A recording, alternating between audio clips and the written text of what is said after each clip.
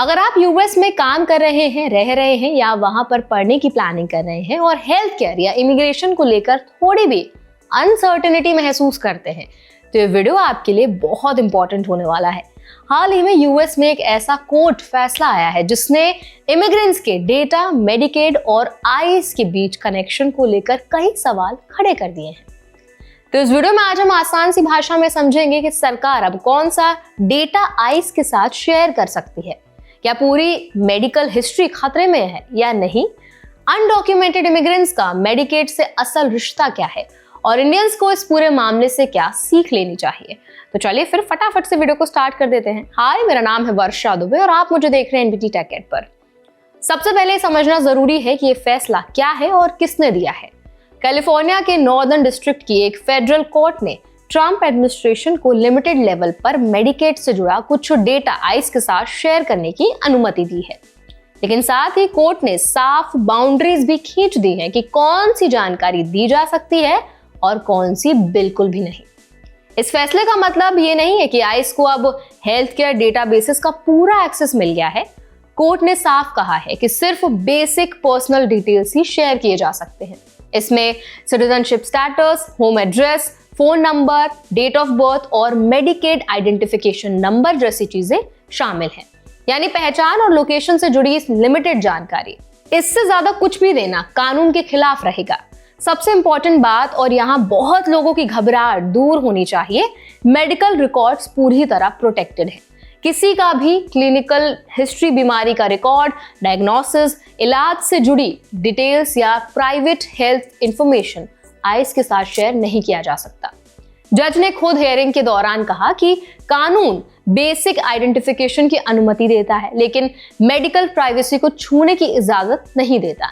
यानी आपकी health condition immigration enforcement का टूल नहीं बन सकती।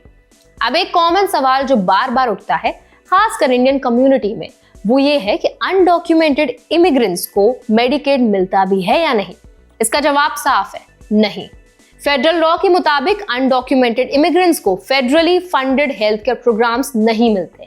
इसमें मेडिकेड, मेडिकेयर चिप और affordable care act marketplace के प्लान सभी शामिल हैं।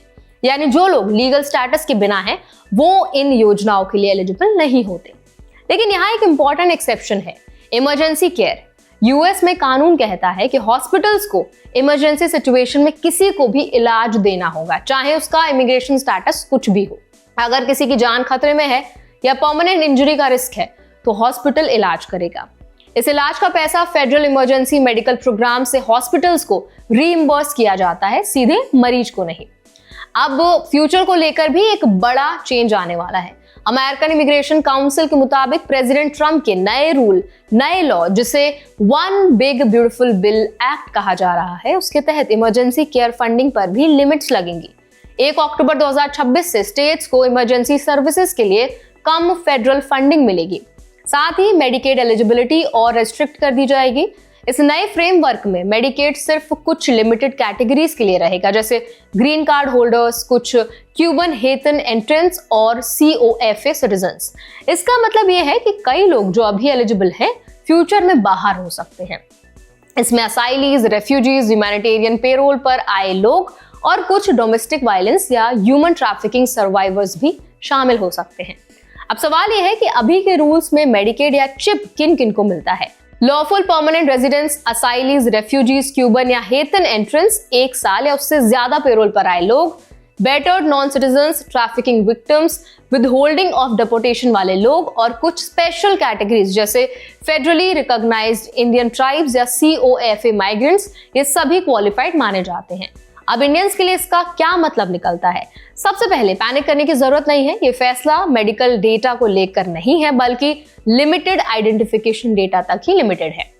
अगर आप लीगल स्टेटस में हैं, स्टूडेंट वीजा, वर्क वीजा या ग्रीन कार्ड पर हैं और सही तरीके से बेनिफिट्स ले रहे हैं, तो ये रूलिंग सीधे आपको टारगेट नहीं करती। लेकिन एक लेसन जरूर है, यूएस में अब डेटा शेयरिंग और एनफोर्समेंट के बीच लाइंस धीरे धीरे थिन हो रही हैं। इसीलिए डॉक्यूमेंटेशन साफ रखें, स्टेटस कंप्लायंस में कोई लैप्स ना हो और किसी भी बेनिफिट को लेने से पहले उसकी एलिजिबिलिटी अच्छे से समझें। खासकर स्टूडेंट्स और वर्कर्स को समझना जरूरी है कि कौन सा डेटा कहां जा सकता है और किस सिचुएशन में रिस्क बढ़ता है। तो इस वीडियो से ऑडियंस को ये टेक अवे मिलना चाहिए कि यूएस इमिग्रेशन सिस्टम अब सिर्फ वीजा और बॉर्डर्स तक लिमिटेड नहीं है। हेल्थ केयर, डेटा प्राइवेसी और एनफोर्समेंट सब कुछ आपस में जुड़े रहे हैं। राइट्स अभी भी हैं, प्रोटेक्शंस भी हैं, लेकिन अवेयरनेस पहले से कहीं ज्यादा जरूरी हो गई है। इंफॉर्मेशन के साथ डिसीजंस लेंगे तो डर कम होगा और कंट्रोल ज्यादा। तो आई होप ये वीडियो आपको हेल्पफुल लगा होगा। अगर ये वीडियो आपको अच्छा लगा तो उसको लाइक करें, शेयर करें। ऐसे और भी अपडेट्स के लिए, वीडियोस के लिए, इन्फॉर्मेशन के लिए हमारा चैनल NBT Tech Ed को भी जरूर सब्सक्राइब करें।